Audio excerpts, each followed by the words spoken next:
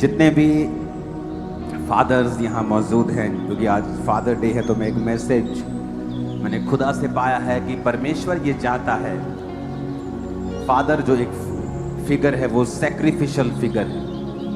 माँ उसे गर्भ से पैदा करती है तो बाप उसे मन के और मस्तिष्क के गर्भ से पैदा करता है, वो उसे सोचों में पैदा करता है। माँ शारीरिक पीड़ा लेकर उसे पैदा करती है और बाप सारी उम्र मानसिक पीड़ा में रहता है जब तक वो सेट नहीं हो जाता। पिता ने कहा है कि वो अब्राहम से इसीलिए प्यार किया उसने क्योंकि अब्राहम ने अपना एक लौता भी परमेश्वर को दे दिया था। अगर आप चाहते हो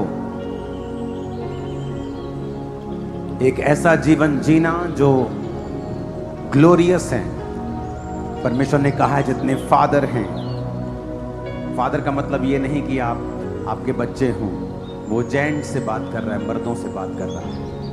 आप 15 साल के भी हो सकते हैं। वो ये चाहता है कि आप अपनी जिंदगी की सबसे कीमती चीज परमेश्वर को दे दें, जो आपको सबसे प्यारा है उसे भी परमेश्वर के लिए दे दें, और ये आपको रियल फादर बनाएगा स्पिरिट में। क्योंकि जब परमेश्वर ने देखा कि अब्राहम ने अपना सबसे प्रिय मुझे दे दिया, उसने लिया नहीं वो, लेकिन उसने जब कुर्बान करने लगा तो परमेश्वर ने कहा अब मैं जान गया हूं कि तुम मुझसे प्यार करता है। देखना परमेश्वर का हाथ किस तरह से भारी हाथ तुम्हारे जीवन पे आएगा। अगर तुम्हें लगता है कि ये तुम्हारा फेवरेट शो है, लेकिन प्रार्थना के आड़े आता है और परमेश्वर का आत्मा कहता है तो छोड़ दे, उसे खुदा के लिए कुर्बान कर देना। हर एक कीमती चीज जो आपको सबसे प्यारी है उसे एक बार परमेश्वर को देकर देखना। लाइफ किस तरह से मोड़ और बदला आपको देती है, आप हैरान हो जाएंगे। ऐसी गवाही आपने अपनी लाइफ में कभी नहीं देखी हो। ये मुश्किल है, मैं जानता हूं, लेकिन इसी के बाद एक बेटर रिजल्ट आता है। अपनी हाथों को उठाकर थैंक यू जीसस बोलो और कहो आज जो कुछ मैं सुनने वाला हूं मैं इसे इग्नोर नहीं करूंगा।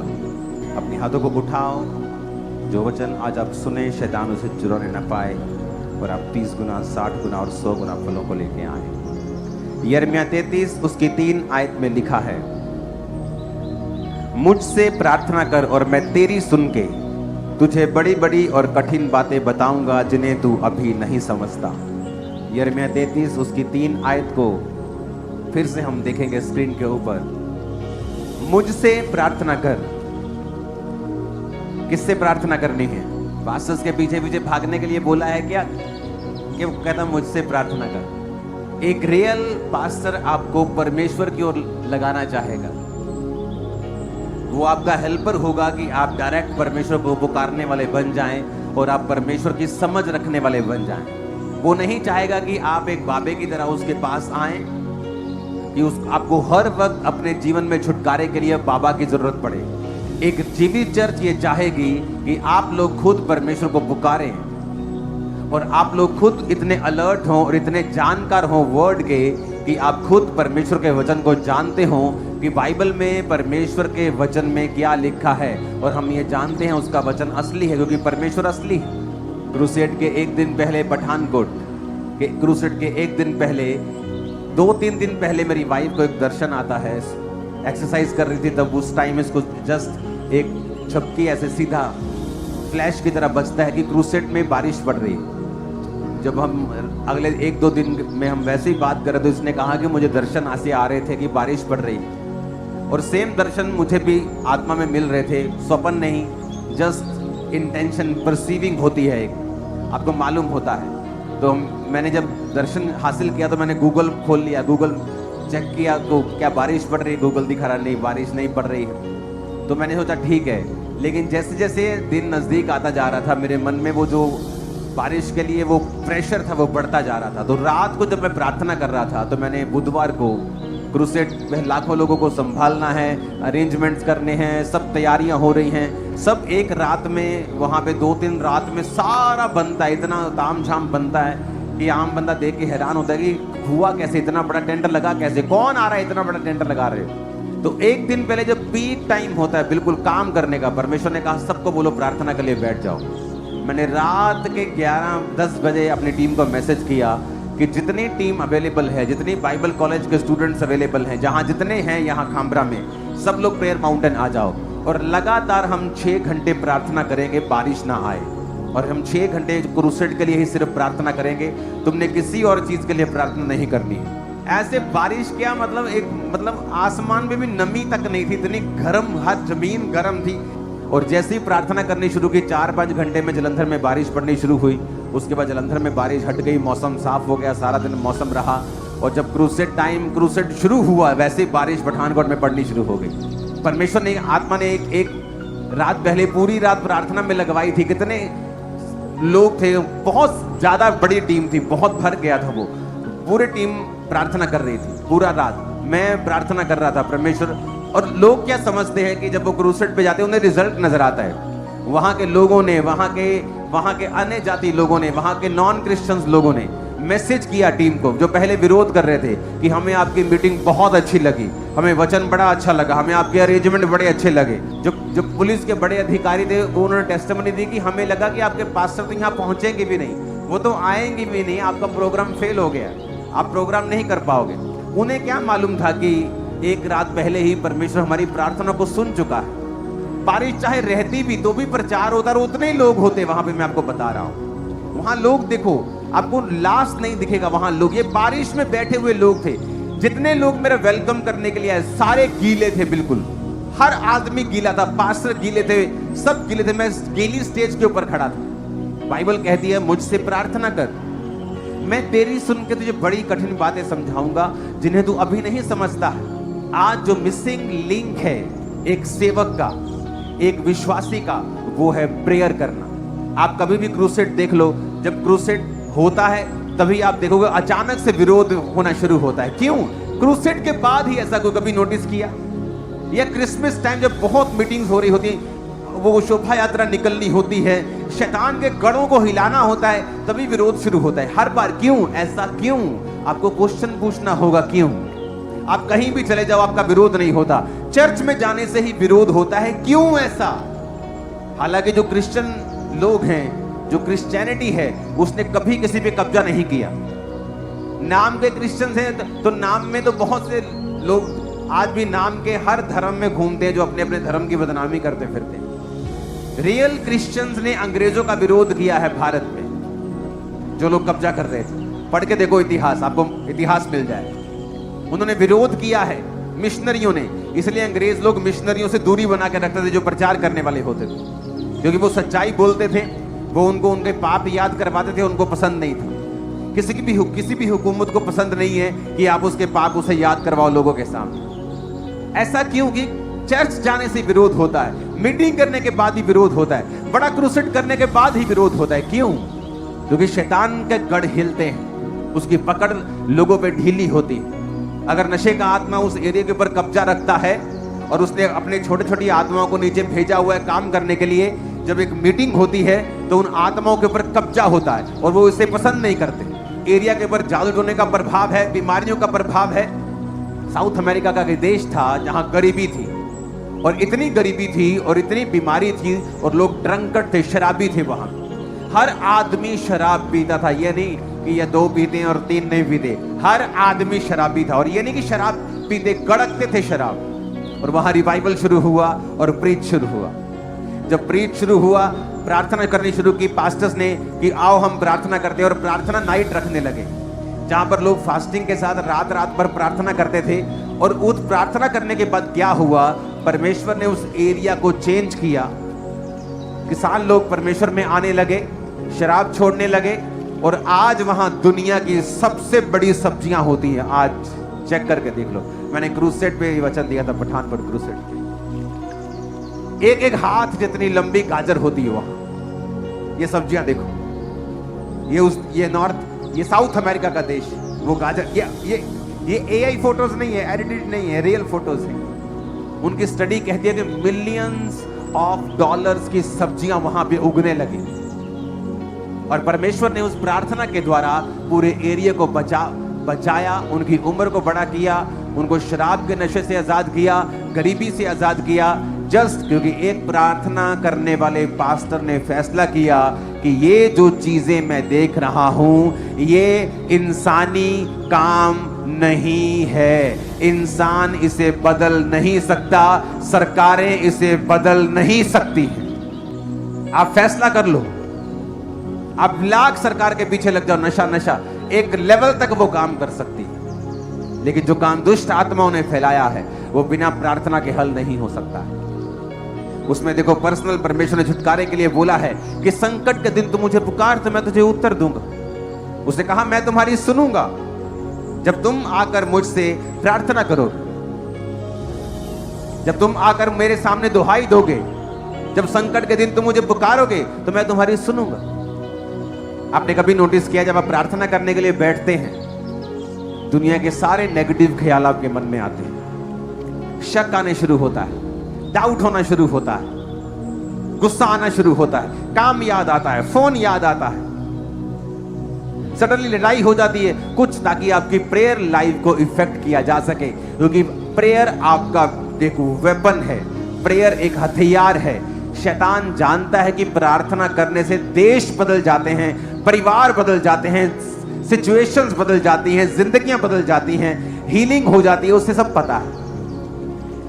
आप प्रेयर करने के लिए बैठेंगे, वो आपके साथ फाइट करेगा। प्रार्थना करने से पहले आपकी लड़ाई हो जाएगी घर में, प्रार्थना करने से पहले आपका फोन में आप बिजी हो जाओगे, अब आपकी बेस्ट पिक्चर लग जाएगी, आप पिक्चर देखने लग जाओगे, आप बोलोगे ओहो थोड़ा चल कोई नहीं, 2 घंटे देख के फिर मैं प्रार्थना करता हूँ। 2 घंटे के बाद जब प्रार्थना करने के लिए बैठेंगे, आप थक चुके होंगे, आप बोलेंगे चलो अब नींद आ रही, मैं सोता हूँ, अब मैं सुबह उठ के प्रार्थना करता हूँ। जैसे आप सुबह उठेंगे, आप लेट उठेंगे, आप बोलेंगे चल मैं शैतान आपके सिंगल डे से फाइट करता है, वो आपसे रोज फाइट करता है कि आज का दिन मैं निकालूंगा। रोज की रोटी प्रभु कहता है ना मुझे रोज दे, वो कहता है आज पे कॉन्सेंट्रेट कर। डेविल बिगेस्ट कॉपी करने वाला है परमेश्वर। अगर आप बड़ी चीजें पढ़ेंगे दुनिया में, मैं उनका नाम नहीं लूंगा, बाइबल से कितनी चीजें कॉपी की उन्होंने, क्योंकि डेविल जो है उसका अपना कुछ नहीं है, हर चीज कॉपी की हुई है उसने परमेश्वर। जो फेक लोग उठते हैं, परमेश्वर में सेवक लोग उठते हैं, वो भी क्या करते हैं, जेन्युइन लोगों की कॉपी करना शुरू करते हैं। उन्हें पता है कॉपी करेंगे, जितना ये कामयाब अगर हम 10% भी कामयाब हो गए तो हम दुनिया में कामयाब कहलाएंगे।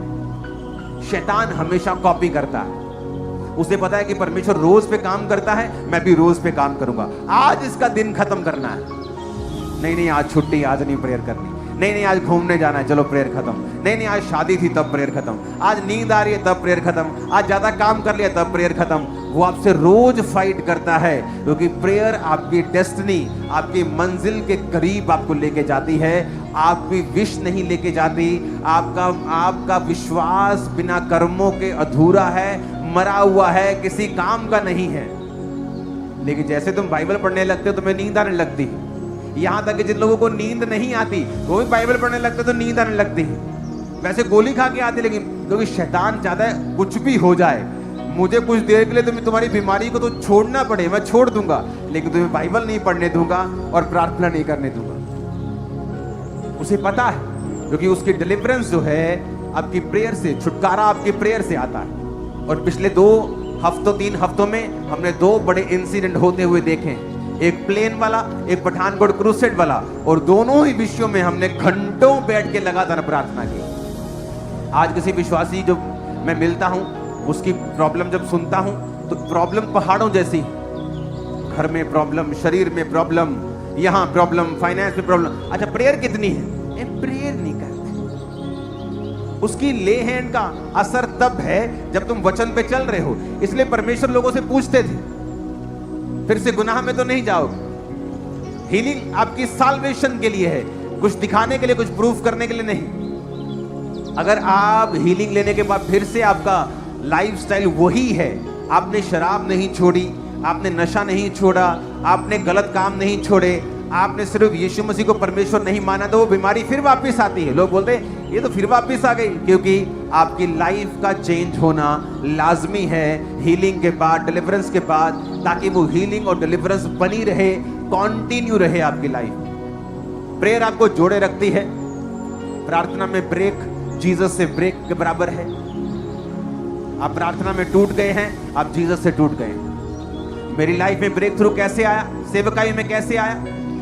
क्योंकि लोग देखते हैं जो बाहर हो रहा है, लोग हैरान हो रहे हैं। दुनिया से, दुनिया के हर एक कोने से पास्टर्स लोग आकर मिलते हैं, और जब वो देखते हैं कि चलो इस चर्च की तो समझ आती है कि यहाँ लाखों लोग बैठे हैं, ओवरफ्लो में हजारों लोग बैठे हैं, चलो इसकी तो समझ आती है कि आप यहाँ पे हैं, पर हमें गुरदासपुर की समझ नहीं आती कि वहाँ लाखों लोग क्यों बैठे स्क्रीन के सामने।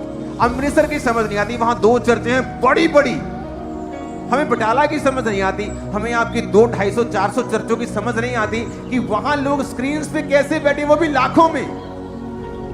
और परमेश्वर तैयारी करता है अंदर।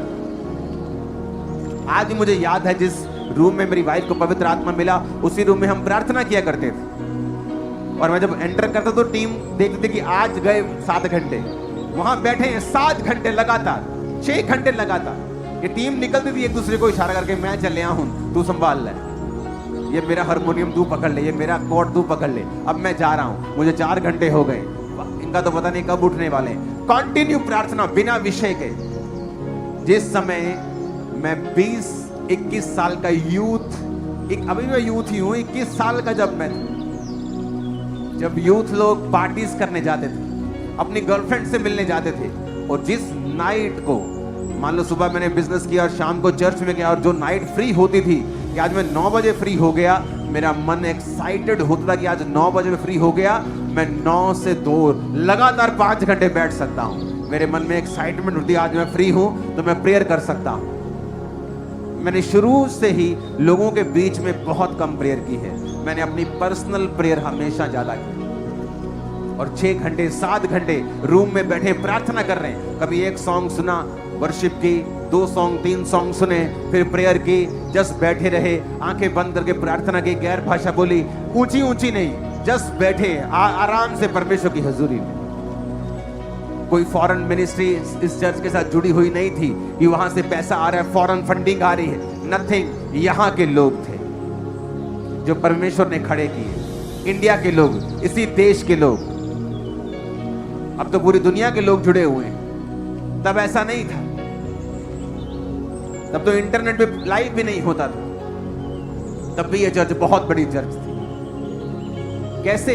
प्रार्थना से। पास्टर कहने लगे, कहां चले गए हो, किस गांव में चले गए हो, वहां तो कोई परिवार क्रिश्चियन नहीं है, शहर से इतना दूर चले गए, लोग आएंगे कैसे? ऐसे आएंगे जहां जैसे आप बैठे हो आज। कितनी प्रेयर की है आपने अपने केस के लिए, कितने दिन की? एक पास्टर एक औरत के घर गया और उसने दर्शन देखा कि 2 शैतान के 2 अजगर हैं और उनके पेट बड़े बड़े हैं। तो उसने कहा कि मैंने दर्शन देखा है तुम्हारे घर में, क्या हुआ था, मुझे कुछ बताओ, कोई स्टोरी है तुम्हारे पीछे, क्या तुमने प्रभु से कुछ मांगा या कुछ किया? कहती हाँ, मैंने जब वचन पढ़ा ना कि जो कुछ तुम प्रार्थना में मांगोगे और विश्वास करोगे तुम्हें मिल गया, वो तुम्हें मिल जाएगा। कहती जितना ही मैं प्रेयर वचन सुनिया, मैनू चढ़ गया जोश। कहती मैं घर गई, मैं लाइव है घुटने की प्रार्थना, कहती मैं लगातार प्रेयर की, मैं 4 घंटे। जब बैल नहीं आए, बैलों के लिए प्रेयर की उसने कि मुझे बैल चाहिए परमेश्वर, बैलों की जोड़ी चाहिए। अगले हफ्ते प्रार्थना थोड़ी कम हो गई, 3 घंटे। 1 महीने के बाद हो गई 2 घंटे। 4 महीने जब पूरा नहीं हुआ कुछ भी, प्रार्थना रह गई आधा घंटा। उसके बाद टाइम फीस खत्म हो गई प्रार्थना। जब पास्टर घर में आया, उसने दर्शन देखा, उसने कहा जब तूने मांगना शुरू किया परमेश्वर ने उसे भेजा, लेकिन जब वो तेरे पास पहुंचने वाला था तूने प्रार्थना करनी बंद कर दी और शैतान को आशीष खा गया। मैंने अपनी लाइफ में नोटिस किया, जब आप ब्रेक थ्रू के बिल्कुल नजदीक होते हैं, अपनी लाइफ में आशीष के बिल्कुल नजदीक होते हैं, शैतान आपको ज्यादा तंग करता है, बीमारी ज्यादा तंग करती है। और तब अगर आप प्रार्थना में बैठ जाए और अपने मन को मार लें और आप कंटिन्यू प्रेयर करना शुरू कर दें अपने छुटकारे के लिए, आपकी लाइफ की बिगेस्ट टेस्टिमनी पैदा होने वाली है, जो आपकी लाइफ की बिगेस्ट होगी आज तक। मैं आपको बता रहा हूं, मैं आपको प्रैक्टिकल वर्ड दे रहा हूं। Hallelujah, hallelujah. बिगेस्ट मैं आपको बता रहा हूं, टेस्टिमनी आपके पास हो। आदमियों को वो भरमा के रखता है, तुझे प्रार्थना की जरूरत नहीं, तेरी औरत प्रार्थना कर रही है घर में, कोई शक नहीं, इसलिए तुम संघर्ष कर रहे हो। आदमी को हेड चुना गया है तो हेड को अगुवाई करना है, और ऐसा अगुवा जिसकी प्रेयर 0 है वो अगुवाई नहीं कर सकता परमेश्वर की ओर से। जब याकूब अपने भाई को धोखा देकर आशीष ले गया और जब वापिस आया 20 कितने साल बाद, 7 साल उसने अपनी पत्नी के लिए सेवा की, फिर 7 साल और बच्चे बड़े बड़े हो गए। जब वापिस आया तो पता लगा एसाव 400 पुरुष लेके तुझे मिलने के लिए आ रहा है। आप अपने रिश्तेदार के कुछ मिलने के लिए 400 पुरुष लेके नहीं जाते, लेकिन जब किसी को मारने के लिए जाना होता तो लोग गैंग बना के जाते हैं। तो वो गैंग बना के आ रहा था क्योंकि वो खत्म करना चाहता था अपने भाई से बदला लेके वो सालों पुराना हिसाब चुकता करना चाहता। 2 दशकों पुराना हिसाब है, चुकता करेंगे। याकूब को ये बात मालूम हो गई थी। एक सेंसिटिव बंदा ये बात को समझता है। जब वो अपने सामने मुसीबत देखता है, अपनी जिंदगी की सबसे भारी मुसीबत को आता हुआ देखता है, वो प्रार्थना में जुट जाता है। उसे पता था, उसने फोन नहीं किया, चलो इस एरिया के राजा के साथ कोई मेल मिलाप करके देखता हूं, चलो देखता हूं कि कौन मुझे बचा सकता है। उसने कहा नहीं, सब ये शर्मिंदा करेंगे मुझको प्रार्थना में जाना है। और वो प्रेयर में चला गया। सब गाय बैल बकरियां सब आगे चले गए, अकेला रह गया। कहते आप भी आ जाओ, नदी पार करो। कहता रुक जाओ, मैं आऊंगा, तुम चले जाओ। और लिखा सारी रात वो परमेश्वर से लड़ता रहा, फाइट करता रहा। कभी लड़े हो परमेश्वर से? तुम कैसे लड़ते हो? जाओ प्रभु मैं तेनू नहीं मानता। ये लड़ना नहीं है, ये बेवकूफी। ऐसी की है मैंने बेवकूफियां मसीह में आने के 1-2 साल पहली शुरुआत में बहुत ऐसी बेवकूफियां की हैं, कोई फायदा नहीं होता है। ये लड़ना वो लड़ना नहीं है, ये वचन से लड़ना है। पिता तेरे वचन में लिखा है, तूने तो लिखा है कि तू छुड़ाएगा, तूने तो लिखा है तू मुझे पुकार तो मैं तुझे उत्तर दूंगा। तूने तो वचन में लिखा है कि तेरे को मानने वाले लोगों की आयु बड़ी होगी, तू कुशल से रहेंगे, पृथ्वी पे टिके रहेंगे, उनका शरीर भला चंगा और हड्डियां पुष्ट रहेंगी। तेरे वचन में लिखा है मुझे हड्डियां पुष्ट चाहिए, तेरे वचन में लिखा है मुझे शरीर भला चंगा चाहिए, तेरे वचन में लिखा है फाइट करना परमेश्वर। और दूत को बोलना पड़ा कि मैं तेरा नाम बदलता हूं, इजराइल रखता हूं। यानी तेरा नाम याकूब था, धोखा देने वाला, तेरा नाम अब इजराइल है। यानी कि तेरी प्रार्थना के बाद परमेश्वर ने तेरी डेस्टिनी को चेंज कर दिया, तेरे रिजल्ट को चेंज कर दिया, तेरी लाइफ को, तेरे फ्यूचर को चेंज कर दिया। तेरा फ्यूचर ऐसा नहीं था, तू मार खाने वाला था अपने भाई से, तेरे बच्चे और तू मरने वाले थे, पर तू फाइट कर रहा है परमेश्वर से, इसलिए तेरा फ्यूचर चेंज किया जाता। हिजकिय्याह को मालूम होता मेरी उम्र खत्म हो गई। नबी कहता जिसको जो देना है बांट दे। बाइबल कहती वो दीवार की तरफ मुंह करता, यानी संसार से मन फिराता और प्रार्थना करता है और परमेश्वर से बोलता है प्रभु मैं तेरे साथ वफादार रहा हूं। और उसकी उम्र को 15 साल परमेश्वर और बढ़ाता। अब वही कैंसर का फोड़ा था, अब वो ठीक हो गया, नहीं तो वही कैंसर था जो उसे मार के जा रहा था। क्योंकि जब आप प्रार्थना करते हैं आपकी डेस्टिनी चेंज होती है, आपका रिजल्ट चेंज होता है, फ्यूचर चेंज होता है, प्रभावित होता है। एक अलग तरीके का फ्यूचर आप बनाते हो जब आप प्रेयर करते हैं। लेकिन आज दुख की बात है कि कलीसियाएं प्रार्थना से कोसों दूर हैं। वो चुगलियां कर सकती हैं 2 घंटे, लेकिन 2 घंटे प्रेयर नहीं कर सकती। आदमी खप के शराब के नीचे काम कर करके सारा दिन काम कर सकता है और फिर भी दुखी है, लेकिन वो 2.5 घंटे प्रार्थना नहीं कर सकता। तब तक आप ये मैसेज दोगे परमेश्वर को कि मुझे तेरी इंटरवेंशन की, तेरी मध्यस्थता की, तेरी दखल की जरूरत नहीं है, मैं आई एम फाइन। क्योंकि प्रेयर एक इन्विटेशन है कि खुदा मेरी जिंदगी में काम कर, मेरी सेवकाई में काम कर, मेरे परिवार में काम कर। जब तक आप उसे प्रेयर नहीं करेंगे, आप उसे इन्विटेशन नहीं दे रहे हो। और कोई गैरतमंद आदमी आपके फंक्शन पे बिना इन्विटेशन के नहीं आता। कोई खरगों में एक इंसिडेंट होता है ऐसा कि आप चले जाए। आप जब परमेश्वर से प्रार्थना करते हैं, आप उसको इनवाइट कर रहे हैं कि आप मेरे जीवन में काम करें, मेरे परिवार पे काम करें, मेरी सेवकाई पे काम करें। और अगर आपको ये पता है कि आपकी लाइफ का हल परमेश्वर ही कर सकता है, तो फिर आपकी प्रेयर लाइफ कहां है? प्रार्थना करने के समय ही आपको अलग अलग तरह के अटैक्स क्यों आते हैं? क्यों शैतान दुखी होता है? क्यों वो आलस डालता है? क्यों वो आपको प्रार्थना करने से ही क्यों रोकता है? क्योंकि वही एकमात्र इलाज है, आपके छुटकारे की एकमात्र सीढ़ी है प्रेयर।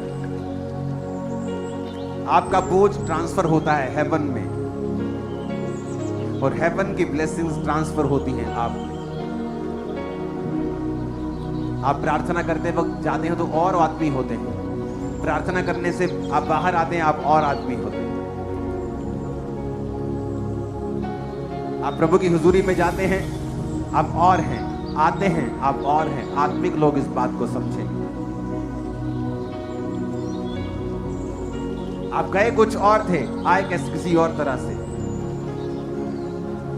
प्रार्थना पहाड़ की प्रार्थनाओं से कितने लोग जुड़ते हैं? हाथों को हिलाओ जरा।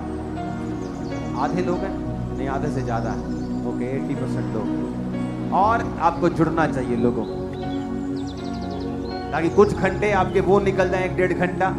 उसके बाद 1-1.5 घंटा आप पर्सनल प्रेयर करें, बाइबल पढ़ें, आपकी प्रेयर लाइफ पूरी कंप्लीट। अपने पड़ोसी को बोलो, जब तू प्रार्थना करता है हेवन ट्रांसफर करता है। जब तू प्रार्थना करता है तेरे बोझ ट्रांसफर होते हैं, तेरे बोझ ऊपर जाते हैं और ऊपर की आशीषें नीचे आती हैं। आमीन। आप दुनिया की बेदारी देखो, हर एक बेदारी प्रेयर से आई। उन स्टेट्स में जहां परसिक्यूशन हो रहा है, वो छत्तीसगढ़ हो, राजस्थान हो, कहां कोई भी हो, उन लोगों से मेरी विनती है, प्रार्थनाओं में लगे रहें। उस बेदारी को जो आने वाले समय में होने वाली है, कोई दुनिया की ताकत उसे रोक नहीं सकती। जस्ट प्रार्थना करते रहें, प्रार्थना करें, बस मेरे लिए भी प्रार्थना करें। आपकी प्रेयर मेरे लिए बिगेस्ट सपोर्ट है।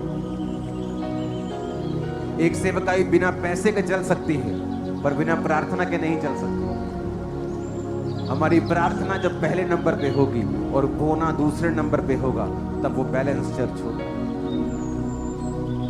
अगर हमारी प्रेयर लाइफ फर्स्ट नंबर होगी, हमें मालूम होगा बैठकर अपने पास्टर के लिए प्रार्थना करनी है, वो किन चीजों से होकर गुजरते हैं, आपको उसका 1% भी अंदाजा नहीं।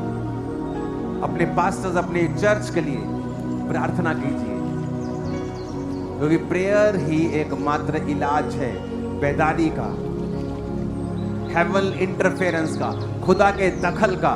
बिना प्रार्थना यह नहीं होगा।